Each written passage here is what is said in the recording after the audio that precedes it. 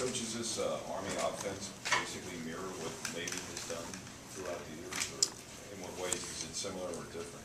No, it's a little bit different. They're not in a double slot or double wing, whatever you prefer.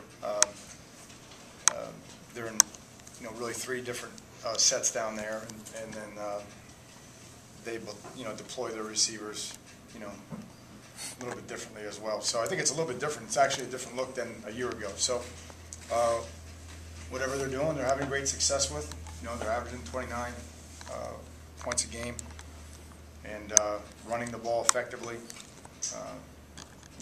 There's hardly any sacks. They protect the ball really well, eat up the time of possession. So, but it is markedly different than what they ran a year ago. How hard do you throw the ball all, right, basically? I think 18 completions on the year, and attempts, yeah. And those have gone, those that are completed have gone for either touchdowns or first downs. So when they lull you to sleep, they come back with a big one. So I think that's pretty much the MO for them. And they're very tough. They're very physical. They're certainly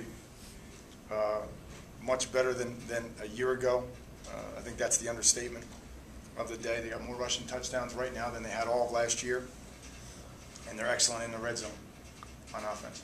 How much does muscle memory kick in for some of the guys like Adrian and Muhammad, where they know, okay, this isn't a week where we can just pin our ears back and go right after the quarterback? Yeah, it's going to have to.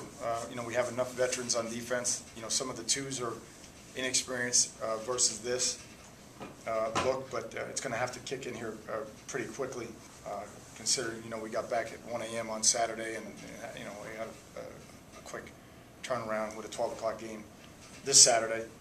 So we really got to get cooking here in the next 48 hours to make sure we can know our assignments and play fast.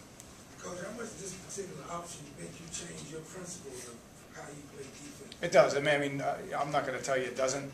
We generally come up with a scheme and kind of live with it for that week or that game. And I don't think from that standpoint it's any different. But you definitely have to play your techniques a little bit different, and that's the design of it. But that's okay. We've been down this road before, and we're experienced in it. And we just have to be responsible and learn our assignments and our techniques, and then prepare and then take it to the game. I think the caveat here with Army is that they're also doing something that's kind of unique on defense. So both sides of the ball are defending something unique. And what about the wrinkles on defense that I hadn't read about? Talk about that. Well, the defense, the defense basically is a lot of different looks. Again, this goes back to the Desert Swarm days, but there's a lot of different looks in it. Primarily man-to-man or man-free coverage, some cover 3 or rotation coverage to go with that. Last year we saw some cover 2 against them as well, but primarily it's an in-your-face defense. A lot of moving, a lot of stunting. It's a very aggressive defense.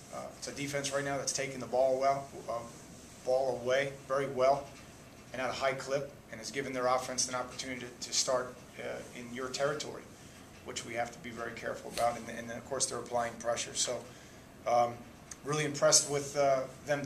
I'm impressed with their team overall. But since we're talking about the defense, very impressed with, again, McNary, 44, wrecked the game for us a year ago, so we have to make sure we do a better job with him. Steven Anderson, 50, the linebacker. Safety, number 6, very active, does a great job, and they just haven't been giving up a lot of big plays. So, very aggressive team, and very tough team, very disciplined team. So it's a great test for us. How about the quarterback skill? Did you speak about his virtue? Just that he's running the operation really well. Second-year starter for them right now, and they're having great success no matter who they play in terms of running the ball and scoring.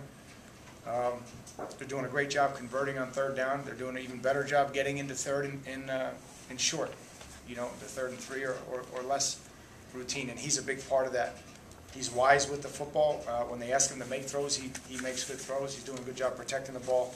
He's a good runner as well. So really a great challenge for us here. Obviously, excellent environment, a lot of tradition. Coming off, a big game last week, we got to harness it up again, and it's going to take every ounce of energy, all the physical, emotional, and mental investment that we have to win this game up there. How good is McNary? Does he remind you of anybody you've seen before? Who does he remind me of? That's a good question. You know, if anybody, he reminds me of the kid that used to play at Virginia Tech. Brown, I think his name was, defensive end. That's who he reminds me of. He's got a great motor. He's a guy that I would call that's empowered. In other words, you know, he has his assignment, but he's empowered to do his job. So, irrespective of what happens on the play, he's going to go make the tackle. In his mind, he gets paid to make the sack. He gets paid to make the tackle, and he's a relentless motor. And the highest compliment that you can give a guy is the toughness and energy that he brings to the field, and I think he has that. How's your energy level been so far from what you've seen in a couple of days with the kids? I'm concerned about it. I mean, I'm not going to tell you I'm not concerned. I mean, we've invested, everything we got in 4 games. So it's not like some of these schools that start out playing a game that's a very manageable game and they win by 30 and, you know, everybody gets to play and everybody's happy. And it hasn't been like that. This has been invest, invest, invest, invest. And so obviously, you know, concerned because I think for the first time we got them to invest in the Penn State game. That had never happened before.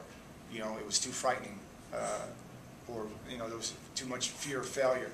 But they invested in the game, and obviously we came up short. I think we learned a lot about our team in that game, but now we got to get them to refocus. The blessing here in disguise is that there's only one way to approach this game, and that's to invest in it mentally, invest in it physically, because we're getting, you know, so many different looks. So I think that's been able to bring us back quickly. But we're going to need to play with a lot of energy. You know, it's homecoming for them, and you know how that atmosphere is up there. We're going to need to play with a lot of energy and match their energy on the road. What's the latest with Bernard? Game time decision. MRIs and everything have come back, and you know, it's basically you know, one of those sprains or high ankle sprains or whatever they call it, and it's going to be you know, when he's able to run, he's able to play. So I couldn't give you the answer on that. You're not expecting he'll practice at all this week? No, I'm hopeful. Okay. I'm hopeful, and so game time decision means that there's a good chance he's going to be, you know, with us in the travel party, and hopefully sometime during the week here get out there and do some things, and we'll see what he can do. If he can't go, I guess obviously Matt steps in that starting role, but would it be Akeem Smith or Miles, or who would pick up those extra carries? Well, I mean, Burrell, we've been very impressed with Burrell. He's a guy who hasn't been on the depth chart, so to speak, but Chris has been a guy who's always been with us in the travel party, including the Penn State game.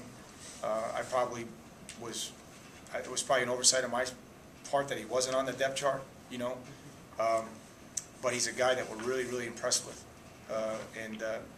So it will be Akeem and Burrell, in addition to Matt Brown. You know, in terms of that, but you know, we've been in this situation before, and you know, obviously Matt is one of the fiercest competitors we have, and is excited about his opportunity if that's the way it shakes out. So Burrell's kind of moved a little bit ahead of Miles in terms of his progress? He has, and then, you know, he and Akeem are kind of splitting. We'll be splitting the twos this week. They're 2 and 3. So when he came in, Burrell, is it the same thing as Matt? You maybe tried him as like Yeah. a slot receiver, and now Yeah. he's kind of looking better as a running back? Yep, he could give us some plays at slot. He's a good kick returner. He's been very impressive as a kick and punt returner. So just one of those guys. You know, he comes from a winning program, just very tough, competitive, and he's a really good runner. And he reminds me a lot of Matt, a little bit more power than Matt, a little bit built a little bit stronger in the legs and lower body. Was he able to hit the ground running because he played like up at Don Bosco Prep? Probably. They're playing big time programs every week. Did you kind of see that he was prepared from the get-go from coming from that atmosphere? I think it was just, I mean, number one, the kid's a competitor. He's bright. He wanted to play. I mean, if we could have played him last week, we would have, because I mean that's the way the kid is. The stage isn't too big for him, and I think he's been in big games. You know, it's all relative. I mean, you know, Don Bosco compared to Beaver Stadium, it's all relative. But I think he understands, and he enjoys the moment.